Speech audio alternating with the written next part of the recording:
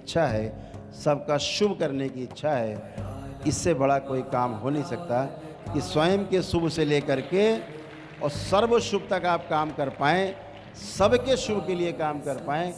यही लक्ष्य है मानव का सबसे बड़ा, स्वयं सुखी रखना अपने आप को, और दूसरा भी दुखी ना होने पाए, वह भी आपसे मिल कर के सुखी रहे, दोनों सुखी रहें आपस में एक दूसरे के साथ व्यवहार करके।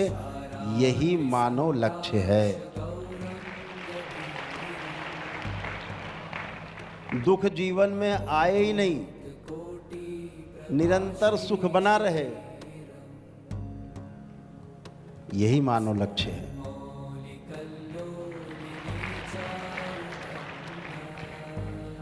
तो मानव लक्ष्य है और जीवन का भी लक्ष्य है, दोनों अलग अलग लक्ष्य हैं। दोनों की प्राप्ति के लिए आप सभी प्रयासरत हैं। दरबार की ओर से बहुत बहुत शुभकामनाएं कि आप अपने लक्ष्य को प्राप्त हों, आप तमाम कर्मों के बंधन से मुक्त हों, विचारों के बंधन से मुक्त हों, उन तमाम अच्छी और बुरी स्मृतियों से मुक्त हों अपने शरीर के अंतिम चरण में, छोड़ने के चरण में, कि ना तो कोई बुरी स्मृति आप में रह जाए ताकि उसका कोई कर्म भोग ना बने और वापस आपको भोगने के लिए जन्म लेना पड़े, ना ही किसी अच्छे कर्म की स्मृति बचे ताकि उसका अच्छा भोगना पड़े, उसके लिए जन्म लेना पड़े। इसलिए अच्छी स्मृतियां हों चाहे बुरी स्मृतियां हों, दोनों से ही मुक्ति के बाद ही मोक्ष संभव है।